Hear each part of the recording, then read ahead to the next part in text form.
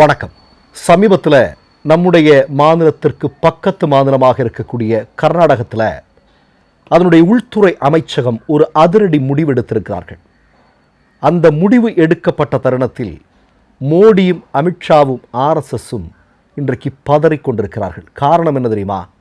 கர்நாடகாவில் செயல்பட்டு கொண்டிருக்கக்கூடிய ஆர்எஸ்எஸ் என்று சொல்லக்கூடிய அமைப்பு, அது தொடர்பாக எந்தெந்த இடங்களில் எத்தனை அமைப்புகள் இருக்கிறது என்பதை குறித்து ரெஜிஸ்டர் பண்ணி ஆகணும், உடனடியாக அதற்கான வேலைகளை ஆரம்பியுங்கள் அப்படின்னு சொல்லிட்டு உள்துறை அமைச்சராக சமீபத்தில் பொறுப்பேற்றிருக்கக்கூடிய பிரியங்க் கார்கே அதிரடி உத்தரவு பிறப்பித்திருக்கிறார். உங்களுக்கு நல்லா தெரியும், இந்தியாவில் பதிவு செய்யப்படாமல் 100 வருடமாக இயங்கிக் கொண்டிருக்கக்கூடிய ஒரே அமைப்பு எது அப்படின்னா அது ஆர்எஸ்எஸ் தான். ஆர்எஸ்எஸ் எல்லாமே வாய் வழியாகத்தான் செயல்படுத்துவார்கள். உங்களுக்கு நல்லா தெரியும், ஆர்எஸ்எஸ் நேரடியாக நீங்கள் பார்த்தீங்கன்னா அவங்களுக்கு ஒரு லெட்டர் பேட் எங்கேயாவது நீங்கள் பார்த்துருக்க முடியுமா? ஆர்எஸ்எஸ் நேரடியாக ஒரு செய்தியாளர் சந்திப்பை நிகழ்த்தியது நீங்கள் பார்த்திருக்க முடியுமா? ஆர்எஸ்எஸ்னுடைய மீட்டிங்கில் என்ன பேசப்பட்டது என்பதை குறித்தான ஒரு அக்கௌண்டபிலிட்டி எங்கேயாவது நீங்கள் பார்க்க முடியுமா? 100 வருடமாக பதிவு செய்யப்படாமல், அதே மாதிரி இன்கம் டேக்ஸ்னு ஒன்று இருக்குது இல்லையா? இப்போ நீங்கள் பார்த்தீங்க அப்படின்னா ஒரு அமைப்பு அல்லது ஒரு இயக்கம் செயல்படுகிறது என்றால் அவர்களுக்கு பணம் வருகிறதா, அந்த பணம் எப்படி வருகிறது, யார் கொடுத்தார்கள், இது போன்ற கணக்குகள் எல்லாம் வேணும். ஆனால் ஆர்எஸ்எஸ்க்கு அந்த மாதிரி எந்த விதமான கணக்கு வழக்குகளோ கிடையாது. ஆனால் 100 வருடமாக அந்த அமைப்பு இயங்கி கொண்டு வருகிறது. அதுவும் நம்முடைய இந்தியாவுடைய பிரதமராக இருக்கக்கூடிய நரேந்திர மோடி அவர்களுக்கு கொடுக்கப்படும் பாதுகாப்புக்கு ஈக்குவலான பாதுகாப்பு ஆர்எஸ்எஸ்னுடைய தலைவனாக இருக்கக்கூடிய மோகன் பாகவத்திற்கு கொடுக்கப்படுகிறது. ஆர்எஸ்எஸ்னுடைய சமீபத்தில் டெல்லியில் உயர்ந்திருக்கக்கூடிய கட்டிடத்துடைய மதிப்பு எவ்வளவு 100 கோடி ரூபாய் என்பதெல்லாம் நமக்கு நல்லா தெரியும். அப்படிப்பட்ட அமைப்பு இனி இப்படி செயல்பட்டால் பத்தாது. நீங்கள் எங்கெங்கே எத்தனை அமைப்புகள் இருக்கிறது என்பதை ரெஜிஸ்டர் பண்ணி ஆகணும், உடனடியாக நீங்கள் வந்துருங்க அப்படின்னு சொல்லிட்டு மல்லிகார்ஜுன கார்கே ஒரு மிக முக்கியமான உத்தரவை பிறப்பித்திருக்கிறார். இதுக்கு முக்கியமான காரணம்னு செய்தியாளர்கள் என்ன சொல்கிறாங்க தெரியுமா? பிரியங்க் கார்கே சமீபத்தில் உள்துறை அமைச்சராக பொறுப்பேற்றவுடன் ஆர்எஸ்எஸ்ஸை தடை செய்து விடுவார் அப்படிங்கிற செய்தி அரசல் புரசலாக பல ஊடகங்களில் வருகிறது. உடனடியாக ஆர்எஸ்எஸ் அமைப்பை சார்ந்தவர்கள் 2 முறை பிரியங்க் கார்கேவிற்கு கொலை மிரட்டல் விடுத்திருக்கிறார்கள் என்கிற செய்தி வெளிவந்திருக்கிறது. போதாக்குறைக்கு இன்னொரு செய்தியை சொல்கிறேன். கடந்த முறை பாஜக ஆட்சி வீழ்த்தப்பட்டு கர்நாடகாவில் காங்கிரஸ் ஆட்சி வந்தபோது பிரியங்க் கார்கே அப்போதே செய்தியாளர் சந்திப்பில் ஒரு மிக முக்கியமான விஷயத்தை சொன்னார். என்ன சொன்னார் அப்படின்னா, பஜ்ரங்கதள் என்று சொல்லக்கூடிய ஒரு இயக்கம், அது என்ன பண்ணிட்டு இருக்குங்கிறது நமக்கு தெரியும் இல்லையா? அந்த இயக்கத்தை உடனடியாக கர்நாடகாவில் தடை செய்ய வேண்டும் என்கிற முழக்கத்தை முன்வைத்தவர் தான் இந்த தலைவர். இவர் காங்கிரசினுடைய அகில இந்திய தலைவராக இருக்கக்கூடிய மல்லிகார்ஜுன கார்கேவினுடைய புதல்வன் அப்படிங்கிறது உங்களுக்கு நல்லா தெரியும். இப்போது நம்ம ஆர்எஸ்எஸ் காரங்கிட்ட, இப்போது ஹெட்கேவர்லேருந்து இன்றைக்கி இருக்கிற மோகன் பாகவத்திட்ட வரைக்கும், ஏப்பா நீ ரெஜிஸ்டர் பண்ணலை, ஏன் அதுக்குள்ளே வரல அப்படின்னு ஒரு கேள்வி கேட்டால் அவங்க என்ன சொல்லுவாங்க அப்படின்னா, இது பாடி ஆஃப் இண்டிவிஜுவல்ஸ், அதாவது சில தனி மனிதர்களுடைய கூட்டமைப்பு, இது மற்றபடி எதுவுமே கிடையாது. ஆனால் அவனுங்க சொல்லுவானுங்க, என்ன சொல்லுவானுங்க அப்படின்னா, நாங்கள் இந்தியாவில் இருக்கக்கூடிய இந்துக்களுக்காக கஷ்டப்படுறோம், தேசியம் அப்படிங்கிற விஷயம் அப்படின்லாம் சொல்லுவானுங்க. ஆனால் இத்தனை காலம் வரைக்கும் 1947 இந்தியா சுதந்திரம் கிடைத்ததிலிருந்து இன்று வரையிலும் எத்தனை முறை நாக்பூரில் மூவர்ண கொடி, நம் நாட்டினுடைய கொடி ஏற்றப்பட்டிருக்கிறது. நம்முடைய அரசமைப்பு சட்டத்தை இவர்கள் எந்த அளவிற்கு மதிக்கிறார்கள் அப்படிங்கிறதெல்லாம் பட்டியலிட்டு பார்த்தால் உங்களுக்கு அதிர்ச்சி தான் மேலிடும். நம்முடைய சுதந்திர போராட்டத்தில் இவர்களுடைய பங்களிப்பு என்ன, இதெல்லாம் நம்ம நிறைய பேசிட்டோம்.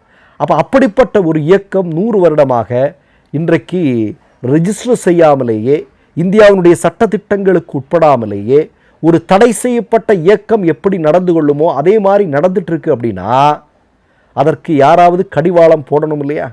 அப்போ கடிவாளம் போடுவதற்கு கர்நாடகத்தினுடைய இன்றைக்கு பிரியங்க் கார்கே என்று சொல்லக்கூடிய அந்த அமைச்சரவையில் இருக்கக்கூடிய உள்துறை அமைச்சர் ஒரு மிக முக்கியமான முடிவை எடுத்திருப்பது அரசியல் வட்டாரத்தில் பெரும் பரபரப்பை கிளப்பி இருக்கிறது. இப்போது நீங்கள் ஒன்று பாருங்கள், 12 வருடமாக இந்தியாவில் மோடி அவர்கள் ஆட்சி பொறுப்பில் இருக்கிறார். ஆனால் நாக்பூரிலிருந்து மோகன் பாகவத் எதை நினைக்கிறாரோ அது மணிப்பூரில் நடக்கும். ஆர்எஸ்எஸ்னுடைய மோகன் பாகவத் நாக்பூர்லேருந்து என்ன நினைக்கிறாரோ அது தெலுங்கானாவில் நடக்கும். அவர் எங்கிருந்து என்ன நினைக்கிறாரோ அது இந்தியாவுடைய எந்த மாநிலத்தினாலும் நடந்தே ஆக வேண்டும். 3 முறை இந்தியாவில் தடை செய்யப்பட்ட ஒரு இயக்கம். அவங்க நல்ல விஷயங்கள் செய்தார்கள் என்பதற்காக அல்ல தடை செய்யப்பட்டது. ஒரு முறை காந்தியாருடைய படுகொலையின் போது RSS தடை செய்யப்பட்டது. பிறகு பட்டேலுடைய கால்களில் கெஞ்சி விழுந்து, ஏன்னா RSSகாரன் கால்களில் விழுவதோ கெஞ்சுவதோ ஒன்று அவனுக்கு புதிதல்ல. அவர்கள் அதை திறம்பட செய்வார்கள். மன்னிப்பு கடிதம் எழுதி கொடுப்பதெல்லாம் அவர்களுக்கு கைவந்த கலை. அப்படி பட்டேலிடம் பல முறை அணுகி கெஞ்சிதான் அந்த தடையை நீக்கம் செய்தார்கள். அப்போது கூட உங்களுக்கென்று ஒரு அமைப்புக்கென்று சில சட்ட திட்டங்களை நீங்கள் உருவாக்க வேண்டும், அப்படி உருவாக்கினால் மட்டும்தான் உங்களை திரும்ப செயல்படுவதற்கு நாங்கள் அனுமதிப்போம் என்று சொன்னதற்கு பிறகுதான் RSSக்கு சில சட்ட திட்டங்களை உருவாக்கினார்கள் என்பது வரலாறு. இப்போ நீங்கள் இன்னொரு விஷயத்தை நீங்கள் பார்க்கணும். அதுக்குள்ளே ஒரு டெமோக்ரஸி இருக்கா? இப்போ நீங்கள் டிஎம்கேங்கிற ஒரு இயக்கத்தில் இருக்குது, அதுக்கு ஒரு அக்கௌண்டபிலிட்டி இருக்கும், எல்லாமே வெளிப்படைத்தன்மையாக இருக்கும். அந்த இயக்கம் இந்தியாவில் செயல்பட்டு கொண்டிருக்கிறது என்றால் அது எல்லாமே கணக்கு வழக்குகள் பக்காவாக இருக்கும். ஆனால் RSSக்கு அப்படி இருக்குமா? இருக்காது. இப்போ RSS அப்படிங்கிற இயக்கத்தை நீங்கள் இந்தியாவினுடைய சட்டத்திட்டங்களுக்குள்ளே கொண்டு வந்துட்டோம்னு வைங்க, ஜனநாயக முறையில் அது செயல்படணும். ஆனால் அந்த இயக்கம் அப்படி செயல்படுமா? ஏன்னா பார்ப்பனர் அல்லாத, குறிப்பாக சிற்பவ பார்ப்பனர்கள் அல்லாதவர்கள் அந்த இயக்கத்தினுடைய தலைமை பொறுப்பில் வர முடியாது.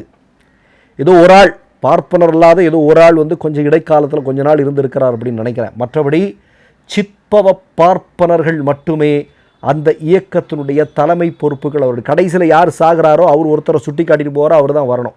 அப்படி செயல்பட்டு கொண்டிருக்கக்கூடிய இயக்கம்.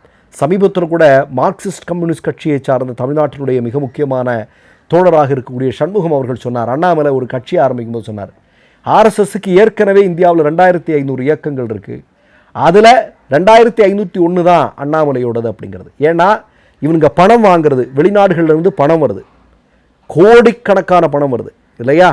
அதே மாதிரி உள்நாட்டில் இவனுங்க இப்போ கம்யூனிஸ்ட் கட்சியை மாதிரி உண்டியிலேருந்து மக்கள்கிட்ட இருந்து பணம் வசூல் மக்களுக்காக போராட்டம் நடத்தக்கூடிய கட்சி அல்ல, அல்லது இயக்கம் அல்ல இவர்கள். இவர்களுக்கு ஃபாரின்ல இருந்தெல்லாம் எக்கச்சக்கமான ஃபண்டு வருது. அது நிமிர் என்று சொல்லக்கூடிய பதிப்பகம் வெளியிட்டிருக்கக்கூடிய புத்தகமே அதற்கு சாட்சி இல்லையா? இப்போ அப்படி வரக்கூடிய பணம் எப்படின்னா வேறு வேறு அமைப்புகள், வேறு வேறு தனிநபர்களுடைய பெயர்களில் தான் அவங்க இங்கே இன்னைக்கு பெரிய அளவில் இது போதா குறைக்கணும். உங்களுக்கு தெரியும், காஷ்மீரில் பெரிய கார்ப்பரேட் கம்பெனிகளுக்காக புரோக்கர் வேலை RSSகாரன் பார்த்தான் அப்படின்னு சத்யபால் மாலிக் சொன்னதில் இந்த மாதிரி பல வேலைகளை இவனுங்க செய்வானுங்க. இப்படி செஞ்சு தான் இவனுங்க ஒரு தனி பெரும் ஒரு ஒரு ஒரு அமைப்பாக இன்றைக்கி இந்தியா முழுவதும் பெரிய அளவில் படர்ந்து இருக்கிறானுங்க அப்படிங்கிறத நம்ம பார்க்க வேண்டியிருக்கிறது. அப்படி ஒரு அமைப்பு வளரும் பட்சத்தில் அது நாட்டிற்கு ஆபத்து அப்படிங்கிறத புரிந்து கொண்ட பிரியங்கா கார்கே தான் இன்றைக்கி என்ன சொல்லியிருக்கா அப்படின்னா, RSS எத்தனை அமைப்புகள் எத்தனை கிளைகள் கர்நாடகாவில் செயல்படுகிறது அதெல்லாம் உடனடியாக ரெஜிஸ்டர் பண்ணி ஆகணும், இல்லை தான் நாங்கள் நடவடிக்கை எடுப்போம் அப்படிங்கிற ஒரு மிக முக்கியமான செய்தியை சொல்லியிருக்கா. உங்களுக்கு பாருங்கள், கடந்த 5 வருடத்தில் பாஜக ஆட்சி கர்நாடகா நடக்கும்போது வெறுப்பரசியல் எந்த அளவுக்கு உச்சத்தில் இருந்தது பாருங்கள். எத்தனை கொலைகள், எத்தனை கலவரங்கள், டெய்லி ஏதாவது ஒரு பிரச்சனை நடந்துக்கிட்டே இருக்கும். ஆனால் இப்போது ஒரு 3 வருடங்கள் ஆகிறது, ஏதாவது ஒரு பிரச்சனை இருக்கா? ஏதோ கடைசியாக ஒரே ஒரு சம்பவம் கேரளா கர்நாடகா பார்டரில் ஏதோ நடந்ததாக ஒரு எனக்கு ஞாபகம். மற்றபடி அந்த சம்பவங்கள் நடக்குது. அப்போ நீங்கள் பாருங்கள், RSS பாஜக எங்கெல்லாம் வலுவாக இருக்கிறதோ அங்கெல்லாம் மக்கள் நிம்மதியாக இருக்க போவதில்லை. மக்களிடம் இருக்கக்கூடிய மத ஒற்றுமைகளோ மற்ற விஷயங்களோ எதுவுமே சரியாக இருக்க போகிறதில்லை. எல்லாத்தையும் தூண்டிவிட்டு வேடிக்கை பார்த்து அதன் மூலமாக வளர்ந்து கொண்டிருக்கக்கூடிய ஒரு அமைப்பாக RSS இருக்கிறது. அது உலகம் முழுவதும் தடை செய்யப்பட வேண்டும் என்கிற ஒரு மிக முக்கியமான கோரிக்கை அமெரிக்கா உட்பட பல நாடுகள் எழுந்திருக்கக்கூடிய நேரத்தில் இந்தியாவிலும் ஒரு மாநிலத்தில் இருக்கக்கூடிய ஒரு காங்கிரஸ் கட்சியினுடைய உள்துறை அமைச்சர் இன்னைக்கு சொல்லியிருக்கார் அப்படின்னா இது மிக முக்கியமான பாய்ச்சல். இந்தியாவில் பாஜக அல்லாத ஒரு கட்சி ஆட்சி பொறுப்பிற்கு வந்தால் உடனடியாக செய்யப்பட வேண்டியது RSS என்று சொல்லக்கூடிய இயக்கம் பதிவு செய்யப்பட வேண்டும். அவர்களுக்கு வரக்கூடிய வருமானங்கள் கண்காணிக்கப்பட வேண்டும். அப்படி செய்யும் பட்சத்தில் பாஜகவும் RSSம் இந்த மண்ணிலிருந்தே இல்லாமலாகும் அப்படிங்கிறதான் உண்மை. மற்றொரு நிகழ்வில் சந்திப்போம். நன்றி, வணக்கம். 3 யூடியூப் சேனல்கள் வியாபாரத்திற்கு இருக்கிறது. தேவைப்படுபவர்கள் இந்த எண்ணுக்கு தொடர்பு கொள்ளுங்கள். மை நேம் இஸ் ரெட் சேனலை சப்ஸ்கிரைப் பண்ணிக்கோங்க. அதுக்கப்புறமா பக்கத்தில் இருக்கிற ஜாயின் பட்டனை கிளிக் பண்ணீங்கன்னா ஒரு நியூ பேஜ் ஒன்று ஓப்பன் ஆகும். அதுலேயும் ஜாயின் பட்டனே கிளிக் பண்ணிக்கோங்க. அதில் பார்த்தீங்கன்னா credit card, debit card options இருக்கு. இதில் உங்களுக்கு விசா, மாஸ்டர் கார்டு, ரிப்பே அப்படின்னு 3 ஆப்ஷன்ஸ் கொடுத்துருக்காங்க. அதில் நீங்கள் எந்த கார்டு சூஸ் பண்ணுறீங்களோ அந்த கார்டோட நம்பர் என்டர் பண்ணிக்கோங்க. அப்புறமா கார்டோட வேலிடிட்டி மந்த் அண்ட் இயரை டைப் பண்ணிக்கோங்க.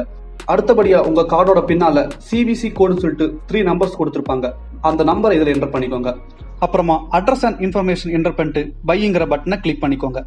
ஒருவேளை உங்க கார்டு நம்பர் இன்வாலிட்னு காமிச்சிச்சுன்னா உங்க கார்டுல இன்டர்நேஷனல் யூசேஜை எனேபிள் பண்ணுங்க.